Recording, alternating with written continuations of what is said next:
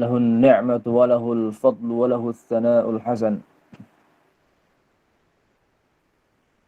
صلوات الله الملك البر الرحيم والملائكة المقربين على سيدنا محمد طه الأمين وحبيب رب العالمين وعلى آله وصحابته الطيبين الطاهرين ومن اتبعهم بإحسان إلى يوم الدين. اللهم لا سهل إلا ما جعلته سهلا وأنت يا حي يا قيوم تجعل الحزن إذا شئت سهلا. اللهم ارزقنا إخلاص النية لله تعالى. Amma ba'd. Alhamdulillah tuan-tuan sedang hadirin dirahmati Allah Subhanahu wa taala. Apa khabar semua? Mudah-mudahan semua sekali masih lagi sihat, walafiat dan masih lagi bersemangat untuk meneruskan pengajian kita pada minggu ini insya-Allah. Dan insya-Allah pada pagi ini kita akan sambung pengajian bab akidah. Jadi Allahumma salli ala sayyidina Muhammad wa ala alihi. Admin tolong naik atas sikit. Turun ke bawah sikit. Okey. So pada pertemuan yang lalu alhamdulillah kita telah pun membahaskan tentang sifat-sifat 13. Syarahan bermula pada al-wujud sampai al-mukhalafatu lil hawadits. Dan tuan-tuan yang dirahmati Allah Subhanahu wa taala, selama ni kita faham tentang pembahasan sifat 13 itu, di antara perkara yang boleh kita garapkan bahawa akidah Ahlussunnah wal Jamaah meyakini bahawa Allah Subhanahu wa taala tidak sama dengan makhluknya walau dari apa-apa jua sudut sekalipun. Dan ini seperti mana yang difahami daripada perbahasan al-mukhalafatu lil hawadits, bersalahan Allah taala dengan perkara yang baru. Maka disebabkan itulah disebabkan golongan Ahlussunnah wal Jamaah meyakini bahawa Allah taala tak sama dengan makhluknya, maka Ahlussunnah wal Jamaah meyakini bahawa Allah Subhanahu wa taala ada tanpa bertempat. Kerana bertempat itu adalah sifat bagi makhluk. Bertempat itu adalah sifat bagi makhluk. Maka Allah Subhanahu wa taala tidak seperti makhluknya. Kalau begitu Allah ada tanpa bertempat. Maka ini tuan-tuan yang dirahmati Allah Subhanahu wa taala,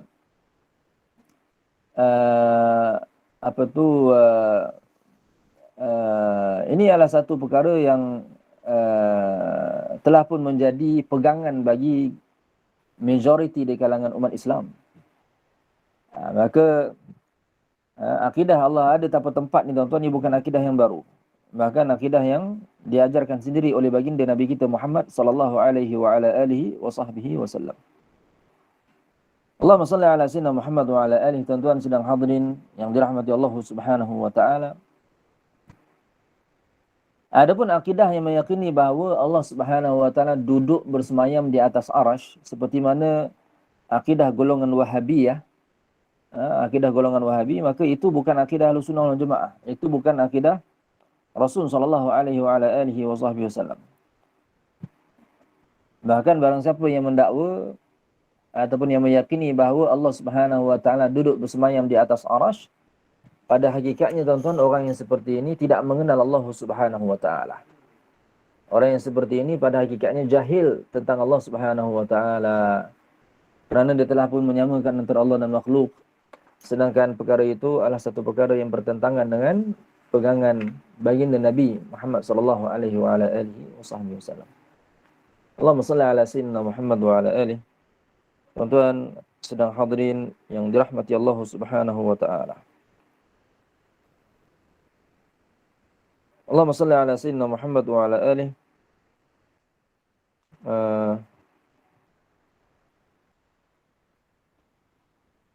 Dan begitu juga tuan-tuan, bila kita faham tentang bahasan sifat 13 ini, kita juga faham bahawasanya i'tiqad golongan Mu'tazilah yang mendakwa bahawa manusia menciptakan perbuatannya, ini adalah satu akidah yang bertentangan dengan akidah Ahlussunnah wal Jamaah. Golongan Mu'tazilah mereka mendakwa manusia yang menciptakan perbuatannya. Allah Ta'ala hanya menciptakan jasad manusia. Adapun segala perbuatan yang dilakukan oleh manusia itu ciptaan manusia. Ini juga tuan-tuan adalah intiqad yang bertentangan dengan akidah baginda sallallahu alaihi wasallam. Golongan yang membawa akidah Mu'tazilah sekarang ni tuan-tuan adalah golongan Hizbut Tahrir. Golongan Hizbut Tahrir yang telah pun difatwakan sesat dan menyeleweng oleh sebagai contoh pihak Jabatan Agama Islam Selangor, kemudian Jabatan Agama Islam Johor, dan juga satu lagi fatwa yang dikeluarkan oleh pejabat mufti Sabah. Okey.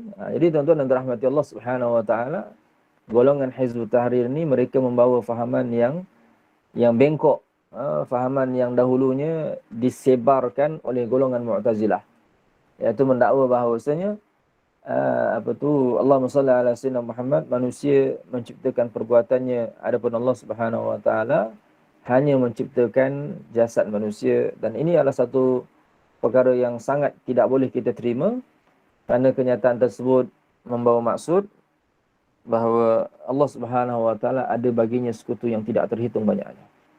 Allah Subhanahu wa taala ada baginya sekutu yang tak terhitung banyaknya. Sebab apa kita kata demikian? Kerana apabila mereka kata bahawa apabila mereka berkata bahawa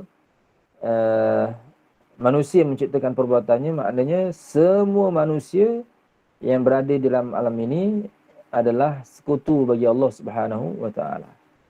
Wal'iyadzu billahi min dzalik. Ini adalah satu perkara yang tak boleh kita terima sama sekali, tuan-tuan. Allahumma salli ala sayyidina Muhammad wa ala alihi. Kemudian kita terus sikit. Okey. Falamma kanat hadhihi as-sifatu dhikruha kathiran fi an-nusus asy-syar'iyyah, qala al-ulama tajibu ma'rifatuha wujuban ainiyya. Jadi tuan-tuan dan rahmati Allah Subhanahu wa taala, tatkala ataupun kata Tuan Syekh, oleh kerana sifat-sifat ini berulang kali disebutkan dalam nas-nas syarak, maka para ulama telah mengatakan bahawa wajib mengetahuinya secara fardu ain, akan sebagai kewajipan yang fardu ain ke atas setiap mukallaf. Jadi apabila sifat-sifat ini berulang kali disebutkan di dalam Al-Quran Al-Karim dan berulang kali juga disebutkan oleh baginda Nabi Muhammad sallallahu alaihi wa ala alihi wasallam dalam hadis-hadis baginda, secara tidak langsung menunjukkan kepada kita bahawa mempelajari, mengetahui serta meyakini akan makna bagi setiap daripada sifat 13 itu adalah satu perkara yang dituntut dalam Islam, bahkan ia adalah satu perkara yang wajib, seperti mana yang telah disebutkan oleh Tuan Syekh dalam kitabnya tersebut. Okey, di antara ulama lain yang turut berpendapat bahawasanya mempelajari tentang sifat-sifat Allah Taala itu adalah satu perkara yang fardu ain adalah Muhammad bin Yusuf As-Sanusi. Syekh Muhammad bin Yusuf As-Sanusi. Al-Imam An-Nasafi, Al-Imam Sanusi. Yang Allahumma salli ala sayyidina Muhammad yang telah dinisbahkan kepadanya itu kitab-kitab akidah yang sungguh menarik perbahasannya.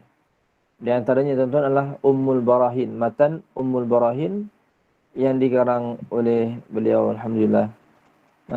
Alhamdulillah kerana kita juga sempat mempelajari kitab tersebut. Alhamdulillah. Tuan-tuan yang dirahmati Allah Subhanahu wa taala, di antaranya lagi adalah Syekh Muhammad bin Al-Fadali Asy-Syafi'i, pengarang bagi kitab Kifayatul Awam. Jadi tuan-tuan, kalau yang mana yang pernah belajar, yang pernah telaki kitab-kitab Arab, di antara kitab-kitab yang ada, kitab-kitab masyhur yang ditalakikan adalah Allahumma salli ala sayyidina Muhammad wa ala alihi Kifayatul Awam. Yang dikarang oleh siapa? Dikarang oleh Syekh Muhammad bin Al-Fadali Asy-Syafi'i. Okey. Allahumma salli ala sayyidina Muhammad wa ala alihi. Tuan sedang hadirin rahmati Allah Subhanahu wa taala. Jadi oleh kerana sifat-sifat ini berulang kali disebutkan dalam nas-nas syarak, Maka para ulama telah mengatakan bahawa wajib mengetahuinya secara fardu ain. Jadi sebabkan berulang kali sangat disebutkan apa tu apa disebutkan sifat-sifat Allah Taala itu sama ada secara direct ataupun secara tidak direct dalam Al-Quran dan hadis, maka para ulama berpendapat bahawasanya wajib seseorang itu belajar dalam mengenal Allah Subhanahu wa taala seperti kerangka yang telah kita sebutkan tadi. Allahumma salli ala sayyidina Muhammad wa ala alihi. Jadi tuan-tuan sedang hadirin yang dirahmati Allah Subhanahu wa taala, orang yang jahil tentang ilmu fardhu ain, orang yang jahil tentang sifat-sifat Allah Subhanahu wa taala yang wajib diketahui, maka orang ini pada hakikatnya dia apa tu pada hakikatnya orang yang seperti ini, orang yang jahil tentang sifat-sifat Allah Taala, mereka adalah orang yang apa tu telah meninggalkan perkara yang fardu ke atas mereka untuk mereka mengetahuinya. Mereka berdosa sebab apa? Sebab tak belajar fardu ain. Sedangkan kesemua sifat 13 itu perbahasannya dalam perbahasan fardu ain. Okey. Allahumma salli ala sayyidina Muhammad wa ala alihi. Dan sedang hadirin yang dirahmati Allah Subhanahu wa taala.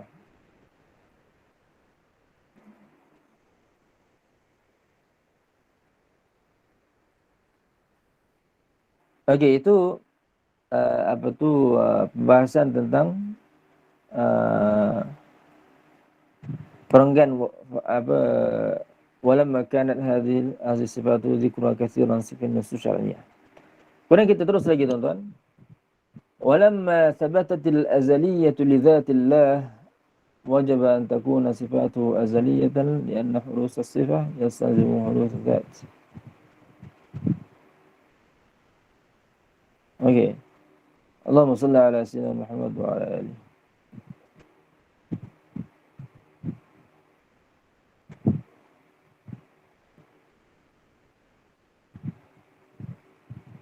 Okey. Allahumma salli ala sayyidina Muhammad wa ala alihi. Tuan-tuan sedang hadirin dirahmati Allah Subhanahu wa taala.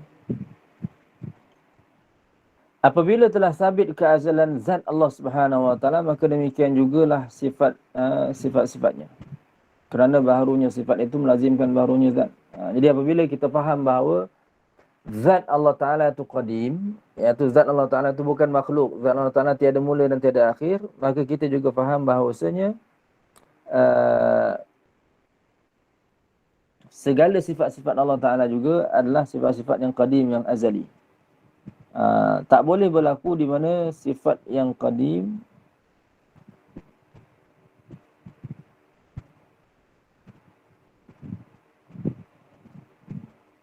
tidak boleh kita mengatakan bahawasanya zat Allah Ta'ala itu qadim akan tetapi sifatnya baharu. Tak boleh. Kenapa tuan-tuan? Sifat ni dia ikut zat. Sifat dia ikut zat. Apabila zat itu qadim, maka sifat juga qadimah. Okay. Kalau Allahumma salli ala sayyidina Muhammad wa ala alihi.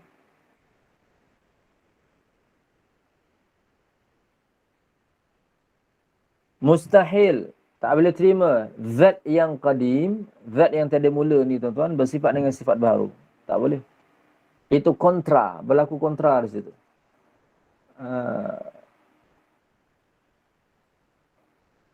Okey. Allahumma salli ala sayyidina Muhammad wa ala alihi. Tuan-tuan sedang hadirin dirahmati Allah Subhanahu wa taala. Barang siapa yang menisbahkan bagi Allah Subhanahu wa taala ataupun menyifatkan bagi Allah Subhanahu wa taala barang yang tidak layak ke atasnya, maka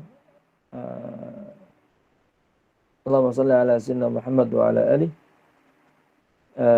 orang tersebut pada akhirnya tidak mengenal Allah Subhanahu wa taala. Sebagai contoh tuan-tuan, apabila dia berkata Allah Ta'ala itu ada baginya anggota-anggota yang tertentu, anggota-anggota badan yang tertentu, akan tetapi bagaimana rupa paras anggota tersebut, Allah Ta'ala lebih mengetahuinya. Allahumma salli ala sayyidina Muhammad wa ala alihi.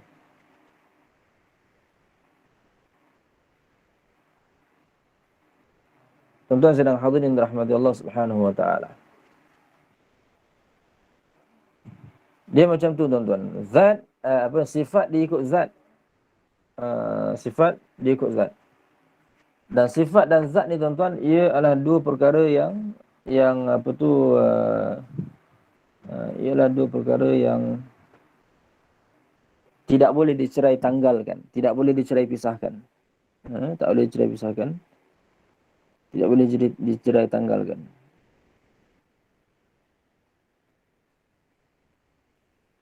Allahumma salli ala sayyidina Muhammad wa ala alihi. Tuan-tuan sedang hadirin rahmati Allah Subhanahu wa taala.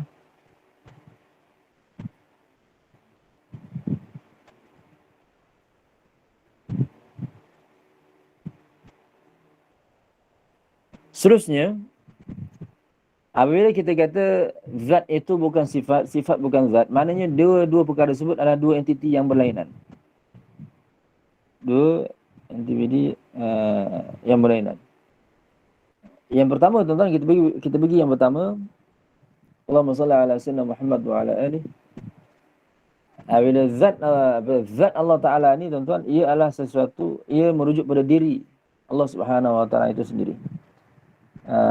Ataupun bila sebut zat Allah, maknanya hakikatullah, hakikat Allah. Zat Allah maknanya hakikat Allah Subhanahu wa taala.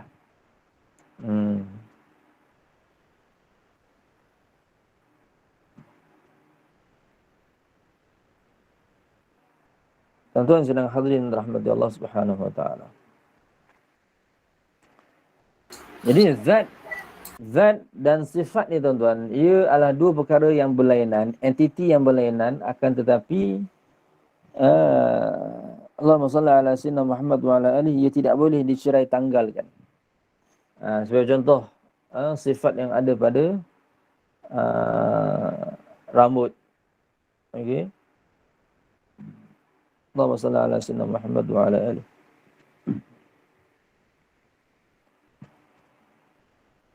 Sifat yang ada pada rambut itu tuan-tuan, contoh ya, sifat yang ada pada rambut, warna hitam. Rambut tu berwarna hitam. Hitam yang ada pada rambut itu, ia adalah sifat. Yang kita nampak tu adalah sifat yang ada pada lampu tersebut. Allahumma salli ala sayyidina Muhammad wa ala alihi.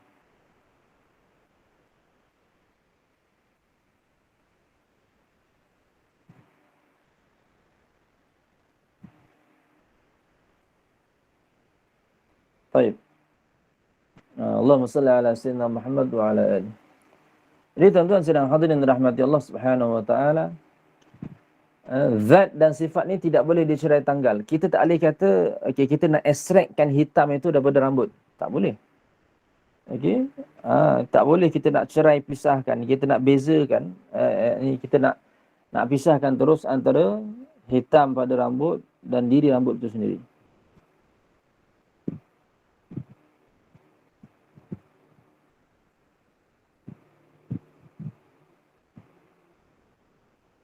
Okey. Allahumma salli ala sayyidina Muhammad wa ala alihi. Habis itu. Itu maksud Tuan Syekh bila Syekh kata apabila sabit.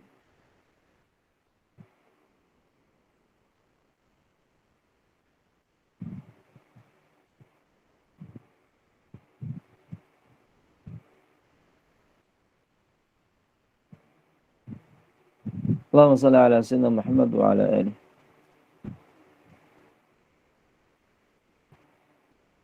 Mustahil Allah Ta'ala bersifat dengan sifat yang baharu. Ini lanjutan pada tadi. Bila zat Allah Ta'ala qadim, maka sifat-sifatnya juga adalah qadimah. Antara lain sebabnya apa? Kerana Allahumma salli ala sayyidina Muhammad wa ala alihi.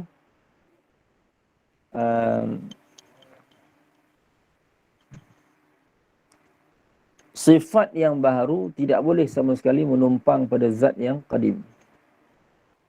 Okey, sifat yang baharu tak boleh.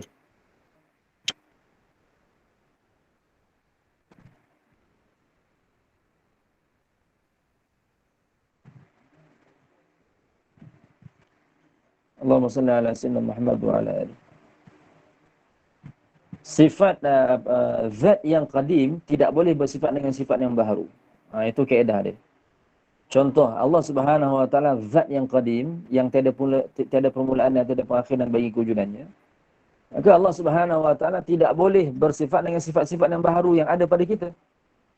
Begitu juga tuan-tuan, zat yang baharu seumpama diri kita tuan-tuan, tidak boleh bersifat dengan sifat yang qadim. Seperti sifat-sifat Allah Subhanahu wa taala. Tak boleh, dia tak boleh silang begitu.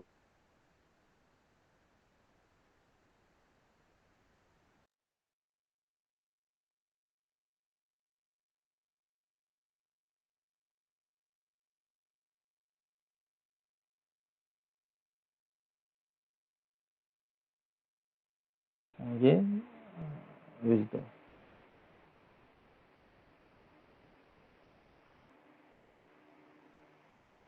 Qala al-muallif rahimahullah.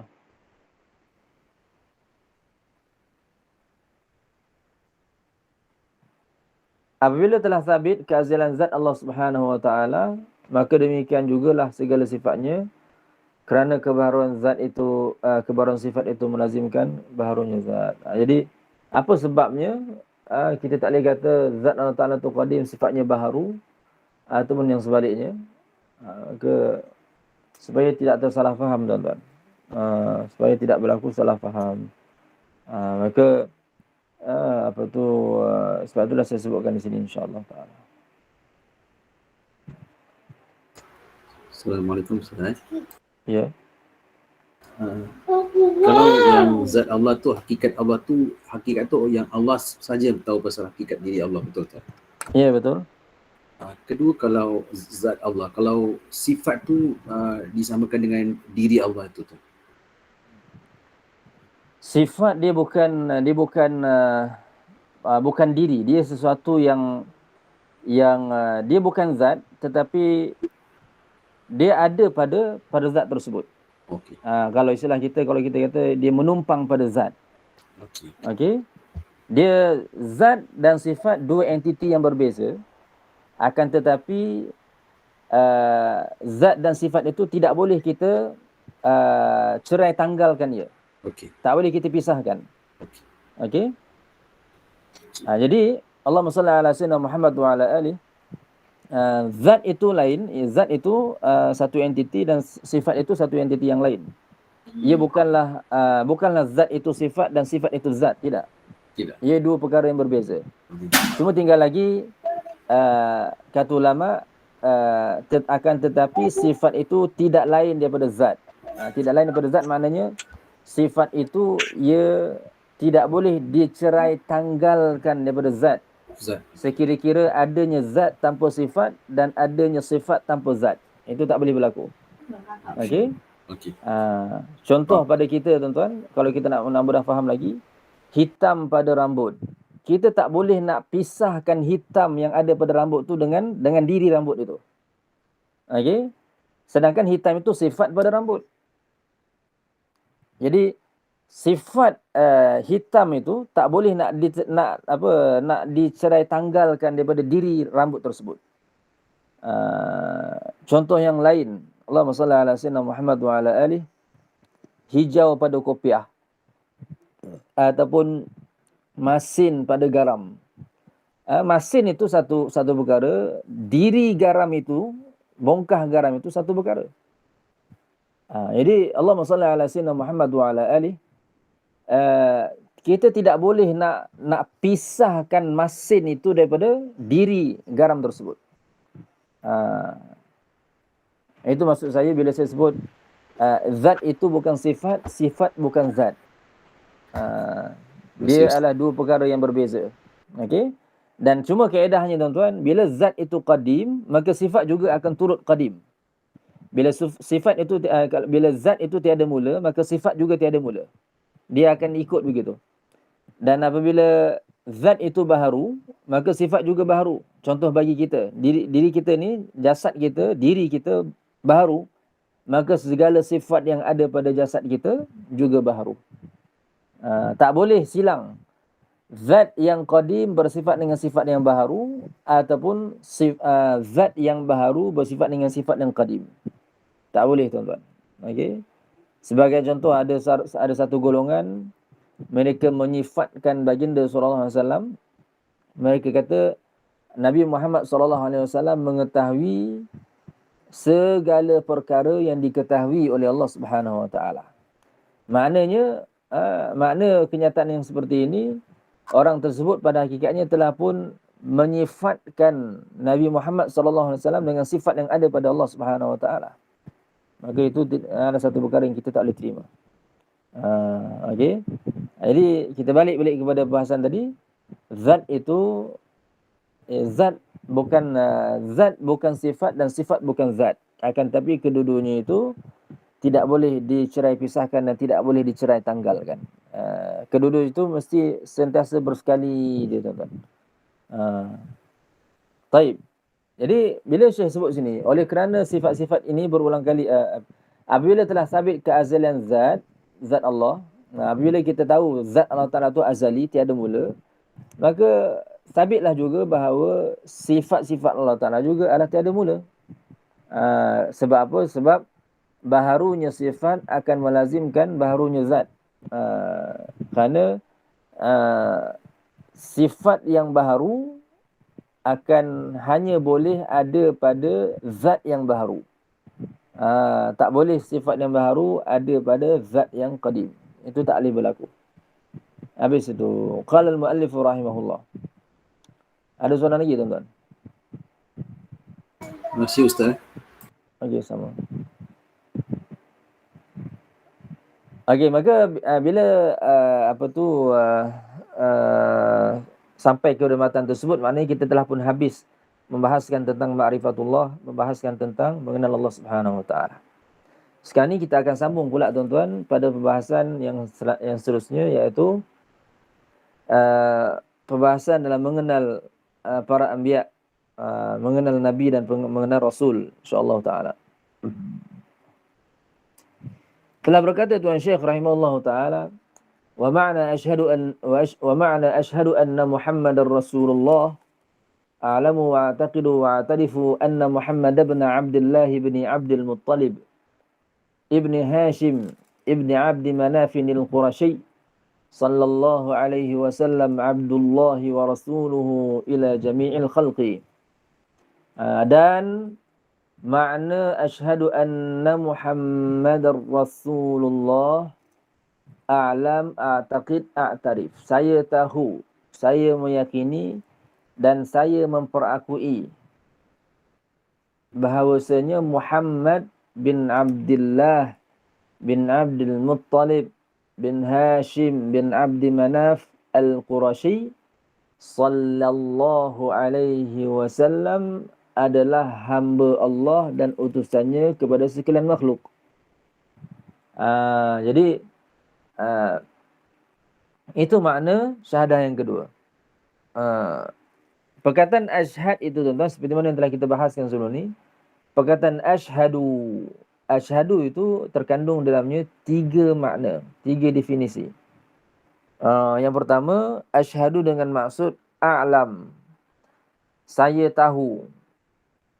Yang kedua, a'taqid, saya meyakini. Yang ketiga, a'tarif, saya mengiktiraf atau saya memperakui dengan lidah saya. Tahu dan yakin tu, tuan-tuan, ia adalah perbuatan hati. Adapun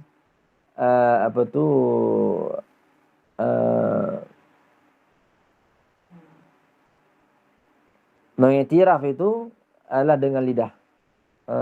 Okey. Kita tahu, kita yakin dan kita mengiktiraf dengan lidah kita bahawasanya Nabi Muhammad SAW itu adalah utusan Allah. Baginda ada utusan Allah. Bila sebut utusan Allah, maknanya baginda membawa sesuatu daripada Allah Subhanahu wa taala untuk nak disampaikan kepada kaum muslimin, untuk disampaikan kepada manusia. Allahumma salli ala sayyidina Muhammad wa ala alihi. Dan nama Nabi kita Muhammad sallallahu nama Nabi kita adalah Muhammad sallallahu alaihi wasallam.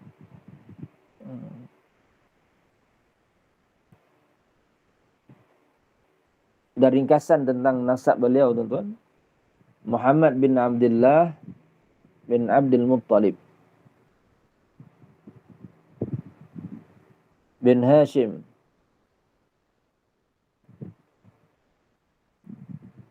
bin Abdi Manaf. Ini tuan-tuan dan rahmati Allah Subhanahu wa taala, itu nasab keturunan Nabi SAW secara ringkas. Okey. Adapun kalau kita nak dengar tentang nasab keturunan Rasul SAW sehinggalah kepada Adnan, kata ulama, Muhammad bin Abdullah bin Abdul Muttalib bin Hashim bin Abdi Manaf bin Qusay bin Kilab bin Murrah bin Ka'ab bin Lu'ay bin Ghalib bin Fihr bin Malik bin An-Nadr bin Kinanah bin Khuzaimah bin Mudrikah bin Ilyas bin Mudar bin Nizar bin Ma'ad bin Adnan. Jadi nasab keturunan Rasul SAW dari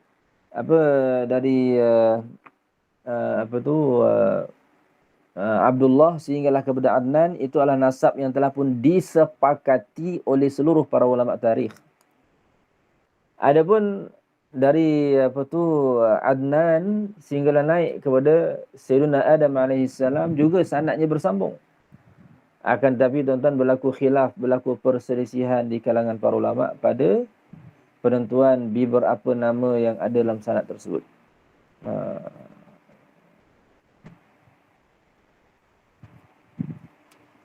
Okey, faham ya tentang perkara tersebut?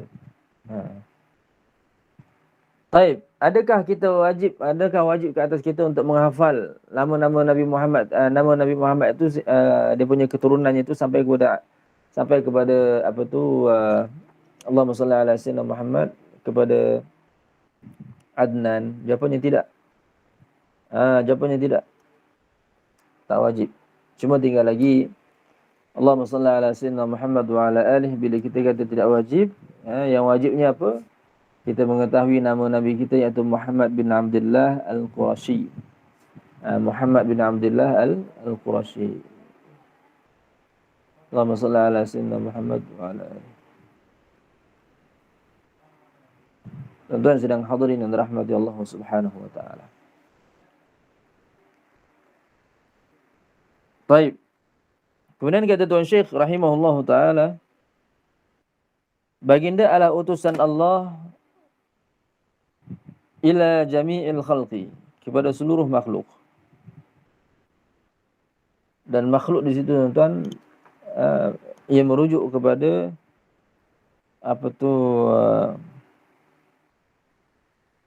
makhluk pula ia merujuk kepada jin dan manusia saja. Kan saya kata di situ diutuskan Nabi Muhammad itu kepada seluruh makhluk. Makhluk yang dikenali di situ adalah jin dan manusia.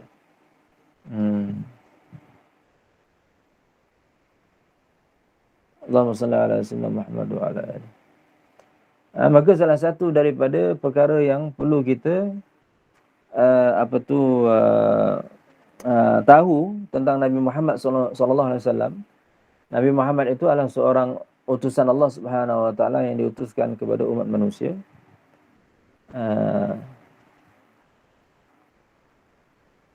Allahumma salli ala sayyidina Muhammad wa ala alihi.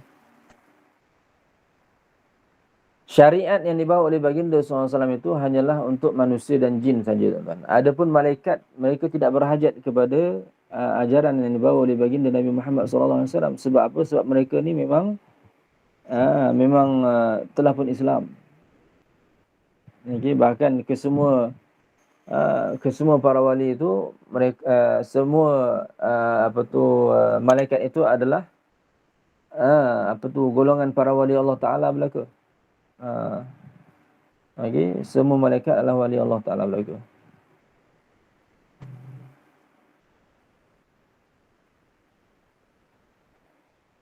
Baik.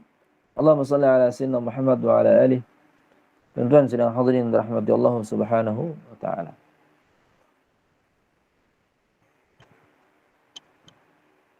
Kata Tuan Syekh rahimahullah taala, baginda utusan Allah Subhanahu wa taala kepada sekalian makhluk, iaitu sekalian jin dan manusia, dan malaikat tak termasuk. Kemudian kata Tuan Syekh, wa yatba'u dzalika i'tiqadu annahu wulida bi Makkah wa hajar wa bi'atha biha wa hajar ila Madinah wa urfina fiha.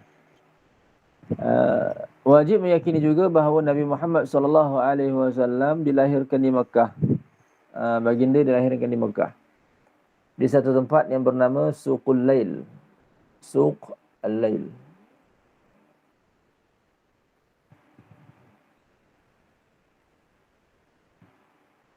Tuan-tuan yang dirahmati Allah Subhanahu wa taala. Kita teruskan pengajian lagi di sini. Kata Tuan Syekh, wa yatba'u dzalika i'tiqadu annahu wulida bi Makkah wa bu'itha biha wa hajara ila al-Madinah wa dufina fiha. Wajib meyakini juga bahawa Nabi Muhammad SAW dilahirkan di Mekah dan menjadi Nabi di sana. Kemudian baginda berangkat ke Madinah Munawwarah. Jadi tuan-tuan sedang hadirin dirahmati Allah Subhanahu wa taala. Di samping itu wajib juga kita meyakini bahawa kata Tuan Syekh di sini, Nabi kita Muhammad SAW dilahirkan di Mekah dan dibesarkan di sana.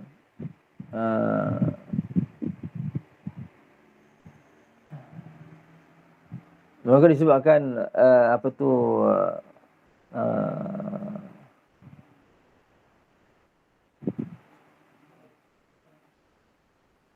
Allahumma salli ala sayyidina Muhammad wa ala alihi. Jadi tuan-tuan yang dirahmati Allah Subhanahu wa taala, apabila Nabi kita Muhammad SAW dilahirkan di Makkah Al-Mukarramah, iaitu di satu tempat yang bernama Suqul Lail pada tanggal 12 Rabiul Awal, tahun gajah, dan Rasulullah ketika itu pada hari Isnin ketika waktu duha, baginda SAW dilahirkan oleh ibunya, iaitu Sayyidah Fatimah. Tuan-tuan sedang hadirin yang dirahmati Allah Subhanahu wa taala.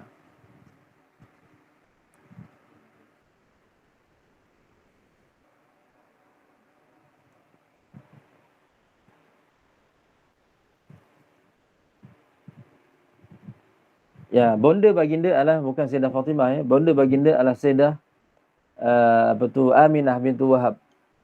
Baginda dilahirkan oleh bonda baginda, iaitu Sayyidah Aminah bintu Wahab pada tanggal 12 Rabiul Awal, hari Isnin pada waktu pagi, iaitu ketika duha.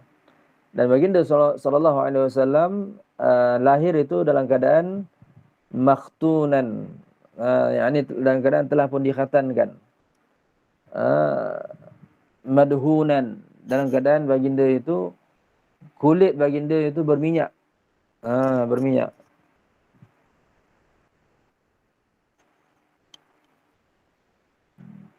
Dan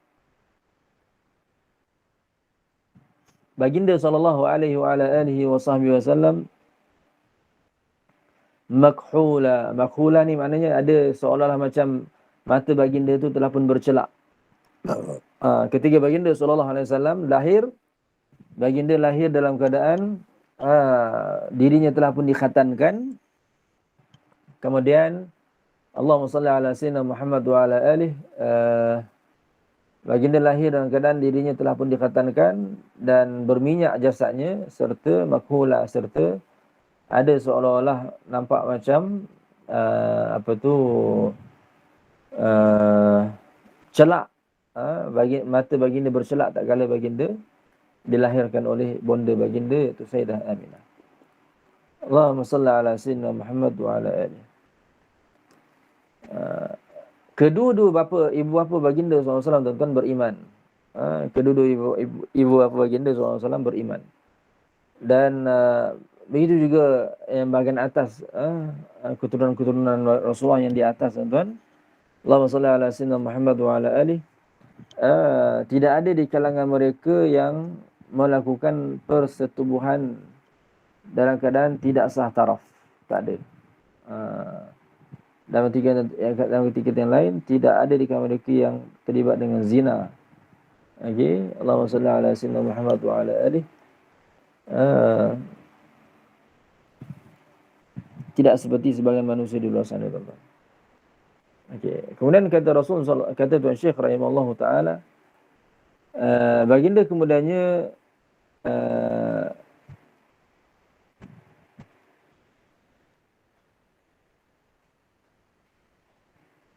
dibawa berhijrah ataupun baginda SAW kemudiannya berhijrah ke Madinah Munawwarah dan dimakamkan di sana.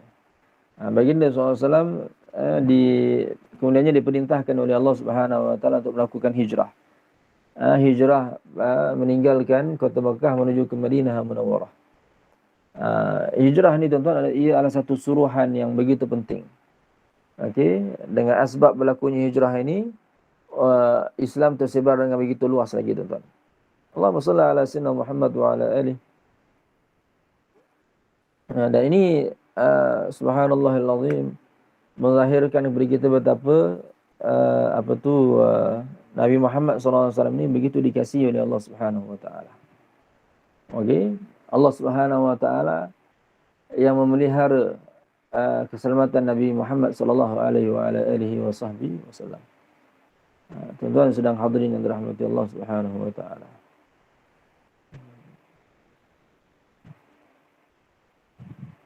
Tuan-tuan sedang hadirin yang dirahmati Allah Subhanahu wa taala.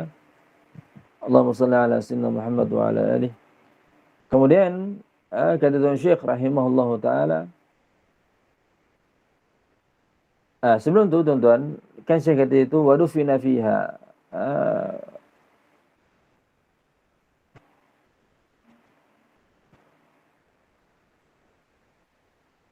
Allahumma salli ala sayyidina Muhammad wa ala alihi. Tuan-tuan sedang hadirin rahmati Allah Subhanahu wa taala. Baginda SAW melakukan hijrah ke Madinah Munawwarah itu kerana melaksanakan perintah Allah Subhanahu wa taala. Kerana hijrah yang berlaku pada zaman Nabi Muhammad ni tuan-tuan ada dua kali. Yang pertama hijrah ke Allahumma salli ala sayyidina Muhammad wa ala alihi kepada Raja Najasyi. Okey. Dan subhanallahil azim apabila beliau mendengar tausiah serta bacaan ayat suci Al-Quranul Karim, maka beliau menangis dan akhirnya mengucapkan syahadah memeluk Islam tuan-tuan. Allahumma salli ala sayyidina Muhammad wa ala alihi.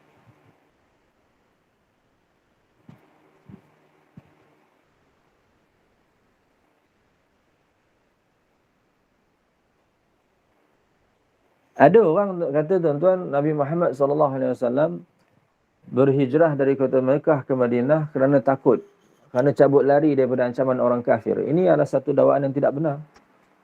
Bahkan di sisi Ahlussunnah Jemaah kita meyakini bahawa hijrah Rasul SAW dari kota Mekah ke Madinah ada pelbagai jenis hikmah dan pengajaran yang boleh kita ambil daripadanya. Bahkan baginda melakukan hijrah tadi tuan-tuan bukanlah untuk melarikan diri kecut ataupun tidak berani bersemuka dengan orang kafir, tidak. Bahkan Rasulullah anytime anywhere tidak ada masalah. Cuma tinggal lagi tuan-tuan baginda sallallahu alaihi wasallam bertindak berdasarkan kepada apa yang diperintahkan oleh Allah Subhanahu wa taala. Jadi Allahumma salli ala sayyidina Muhammad wa ala alihi. Sebab itulah tuan-tuan, jangan kita terlalu gopoh dalam hal ini. Okey, Nabi Muhammad sallallahu alaihi wasallam berhijrah dari kota Mekah ke Madinah bukan kerana takut dengan ancaman-ancaman orang kafir di luar sana, tidak. Akan tetapi Allahumma salli ala sayyidina Muhammad wa ala alihi. Baginda melakukan hijrah dari kota Mekah ke Madinah itu tuan-tuan adalah semata-mata menjunjung perintah Allah Subhanahu wa taala. Semata-mata menjunjung perintah Allah Subhanahu wa taala. Habis itu. Kemudian tuan-tuan sedang hadirin dan dirahmati Allah Subhanahu wa taala.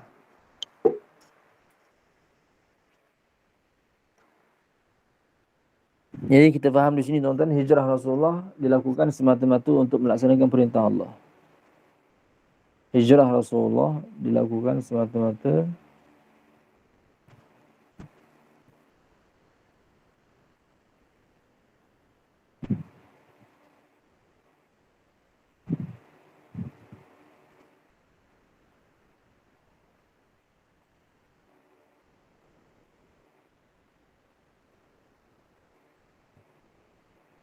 Kemudian yang dirahmati Allah Subhanahu wa taala,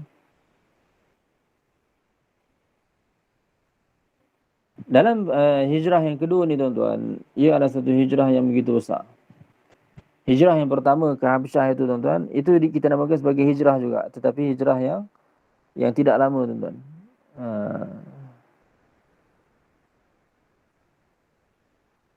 Allahumma salli ala sayyidina Muhammad wa ala alihi. Kemudian kata Tuan Syekh rahimahullah ta'ala,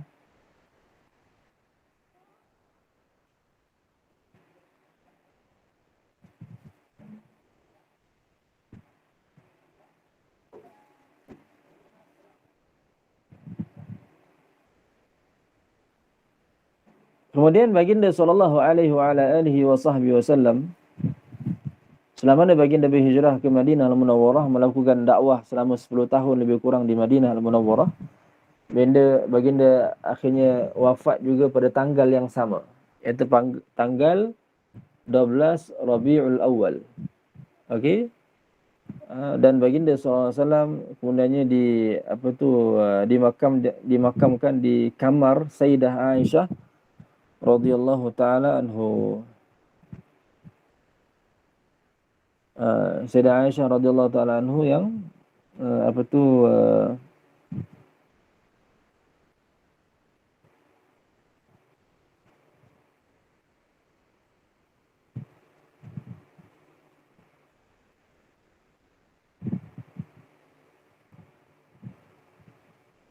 Allahumma salli ala sayyidina Muhammad wa ala alihi.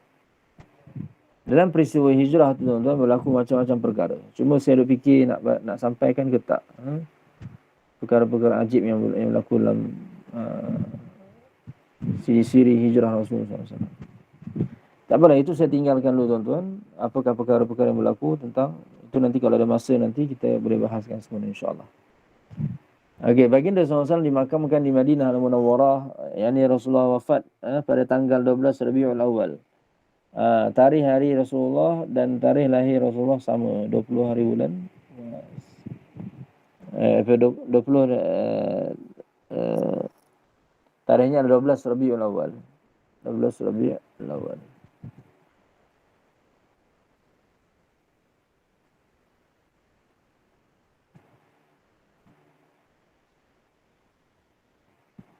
Baik, Allahumma salli ala sayyidina Muhammad wa ala alihi. Tuan-tuan sedang hadirin rahmati Allah Subhanahu wa taala. Ada sebagian manusia tuan-tuan, subhanallah, mereka mendakwa bahawa Nabi Muhammad SAW mengadakan hijrah itu semata-mata nak melarikan diri daripada ancaman orang-orang kafir. Ini tidak benar. Bahkan baginda SAW menyahut perintah Allah Subhanahu wa taala untuk melakukan hijrah ke sana. Allahumma salli ala sayyidina Muhammad wa ala alihi. Pernah kata Tuan Syekh rahimahullah ta'ala, wa yatadammanu dhalika annahu sadiqun fi jami'i ma akhbarahu wa ballahu anillah.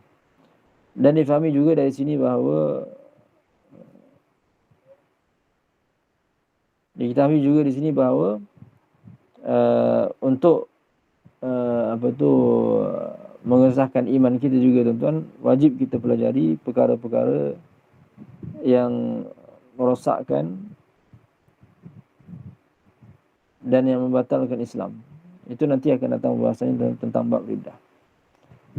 Okey, jadi Allahumma salli ala sayyidina Muhammad wa ala alihi. Jadi kita kalau kaum kerabat kita sakit, isteri sakit, anak sakit, maka Allahumma salli ala sayyidina Muhammad wa ala alihi.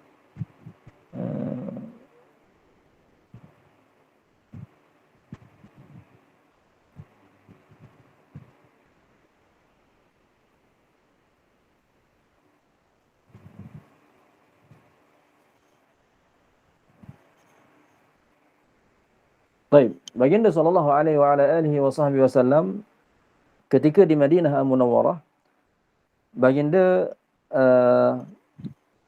menjalankan dakwah lebih kurang 10 tahun sebelum baginda diwafatkan oleh Allah Subhanahu wa taala pada usia baginda 63 tahun. Okey. Kemudian kata Tuan Syekh rahimahullah taala, dan turut terkandung juga keyakinan bahawa Nabi sallallahu alaihi wasallam adalah seorang yang benar pada dalam semua perkara yang dikhabarkan oleh baginda dan disampaikan daripada Allah Subhanahu Wa Taala. Baginda SAW, tuan-tuan, tidak pernah berdusta sama ada sebelum atau setelah kenabian. Kerana dusta ini, tuan-tuan, ia menafikan mansib, ia menafikan pangkat kenabian. Seorang yang pernah berdusta, kalaulah harus sifat dusta itu pada para anbiya, nescaya, tuan-tuan, tak kala mereka nak sampaikan wahyu ataupun mereka nak sampaikan ajaran mereka kepada manusia, manusia akan kata, ingat tak dahulu dia pernah tipu kita. Dia pernah tipu kita, dia pernah berbohong. Tak mustahil pada kali ini juga dia berbohong pada kita atau dia tipu kita. Maka oleh sebab itulah, tuan-tuan, mustahil, yakni akal kita tak boleh terima sama sekali seandainya Nabi itu, tuan-tuan, berdusta. Ialah satu perkara mustahil. Sebab itulah kata ulama, wajib ke atas para anbiya sifat benar. Okey, sifat benar.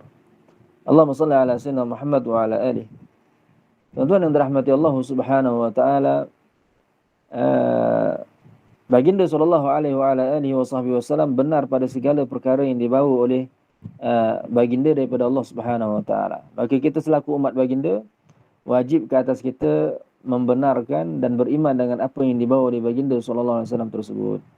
Baginda sallallahu alaihi wasallam, tuan-tuan, tidak pernah tersalah dalam urusan agama. Dalam urusan agama, baginda berijtihad, tetapi ijtihad baginda tidak pernah salah. Itu pendapat yang disebutkan oleh para ulama. Dalam urusan agama, baginda boleh berijtihad, tetapi ijtihad baginda tidak pernah salah. Akan tetapi, tuan-tuan, dalam urusan keduniaan yang tidak diwahyukan oleh Allah Subhanahu wa taala ke atas baginda, maka boleh jadi berlaku kesalahan padanya. Contoh, tuan-tuan, yang pernah direkodkan, satu ketika baginda sallallahu alaihi wasallam berjalan di Madinah Al-Munawwarah. Bila Rasulullah Rasulullah sampai di satu kebun tamar ni, tuan-tuan, Rasulullah sedang melihat ada berapa orang sahabat yang sedang melakukan kacukan. Maka Rasulullah tanya, apa yang kalian sedang lakukan ni? Maka kata mereka, kami sedang lakukan kacukan ya Rasulullah, pokok tamar. Jadi Rasulullah kata, kalau boleh kamu tinggalkan perbuatan ini. Lalu apabila mereka dapati bahawa Rasulullah suruh mereka tinggalkan, maka mereka pun tinggalkan. Pada waktu di mana mereka nak menuai hasil tamar, tuan-tuan, ternyata hasil tamar pada ketika itu lebih kurang daripada hasil tamar yang sebelumnya. Lalu mereka datang bertemu dengan baginda sallallahu alaihi wasallam, mengadu tentang hal tersebut. Maka Rasulullah berkata, kalau aku menyuruh kamu dalam urusan agama kamu, maka kamu ambil. Dan kalau aku menyuruh kamu tentang sesuatu dalam urusan dunia kamu, maka sesungguhnya aku manusia. Yani Rasulullah mengiktiraf, Rasulullah nak sampaikan kepada kita bahawasanya Rasulullah dalam hal itu kemungkinan tersalah. Okey. Tapi Rasulullah tak kata bahawa okeylah saya salah dalam hal ni. Tak. Rasulullah bercakap berlapik. Rasulullah kata apa? Kalau aku suruh kamu, aku perintahkan kamu dalam urusan agama kamu, maka kamu ambil. Akan tapi kalau aku suruh kamu dalam urusan dunia kamu, maka ketahuilah bahawasanya aku adalah manusia. Yang ini boleh berlaku kesalahan padanya. Okey. So disimpulkan di sini bahawa dalam urusan-urusan keduniaan, urusan-urusan dunia yang tidak diwahyukan oleh Allah Subhanahu wa taala ke atas baginda, boleh jadi akan berlaku kesalahan atau kesilapan padanya. Okey. Perkara keduniaan yang tidak diwahyukan oleh Allah Subhanahu wa taala. Adapun perkara-perkara keduniaan yang diwahyukan oleh Allah Subhanahu wa taala, itu sama sekali tidak akan berlaku kesalahan padanya. Okey. Allahumma salli ala sayyidina Muhammad wa ala alihi. Jadi di antara perkara-perkara yang wajib kita beriman dengannya juga, tuan-tuan, adalah kita beriman bahawasanya Nabi Muhammad sallallahu alaihi wasallam benar pada segala perkara yang dibawa oleh baginda daripada Allah Subhanahu wa taala, Dan di antara yang dibawa oleh baginda sallallahu alaihi wasallam, kata Tuan Syekh, fa min dzalika adzabul qabri wa na'imuhu wa su'alul malakani munkarin wa nakir. Wallahu subhanahu wa ta'ala alam wa akam. Jadi tuan-tuan, pada hari ini alhamdulillah kita dah selesaikan perbahasan tentang mengenal Allah Subhanahu wa taala. Saya dah sebutkan tentang zat dan sifat tadi. Kemudian kita masuk pada makna syahadah yang kedua, asyhadu anna Muhammadar Rasulullah. Perkataan asyhad tadi itu boleh difahami dengan 3 maksud. Kemudian saya dah sebut tentang nama-nama Nabi Muhammad sallallahu alaihi wasallam. Kemudian Allahumma salli ala sayyidina Muhammad. Wajib juga kita meyakini bahawa Nabi Muhammad SAW itu lahir pada tanggal 12 Rabiul Awal, diwafatkan juga pada tanggal 12 Rabiul Awal. Baginda dilahirkan di Mekah, dimakamkan di Madinah, diwafatkan di Madinah dan dimakamkan di dalam kamar Sayyidah Aisyah radhiyallahu taala anha di Madinah Al-Munawwarah. Kemudian saya sebutkan juga tadi bahawasanya Nabi Muhammad SAW itu baginda SAW berhijrah dari kota Mekah ke Madinah Munawwarah bukan kerana cabut lari daripada ancaman orang kafir. Akan tapi baginda SAW adalah Rasulullah berhijrah dari kota Mekah ke Madinah semata-mata melaksanakan perintah Allah Subhanahu wa taala dan suruhannya. Tanfizan li amrillah, semata-mata melakukan tanfiz, semata-mata melaksanakan perintah Allah Subhanahu wa taala. Jadi tuan-tuan sedang hadirin dirahmati Allah Subhanahu wa taala, insya-Allah esok kita akan masuk pada pertemuan yang akan datang, kita akan masuk pula pada pembahasan yang seterusnya, iaitu pembahasan tentang apakah yang dibawa oleh baginda sallallahu alaihi wasallam dan disampaikan kepada kita. Di antaranya adalah azab kubur, titian sirat, syafaat, siapa yang boleh dapat syafaat, siapa yang tak boleh dapat syafaat, mizan, timbangan amalan, macam mana rupa timbangan amalan itu dan bagaimanakah cara untuk nak menimbang amalan tersebut, siapakah malaikat ini yang diwakilkan, azab-azab kubur, nikmat-nikmat kubur, itu semua nanti akan datang bahasanya pada pertemuan akan datang. Sangat seronok, sangat best bahasan ini tuan-tuan, insya-Allah kita nantikan pada pertemuan akan datang. Barakallahu fiikum. Wa ahsanallahu alaikum wa jazakumullahu khaira. Assalamualaikum warahmatullahi wabarakatuh. Waalaikumsalam.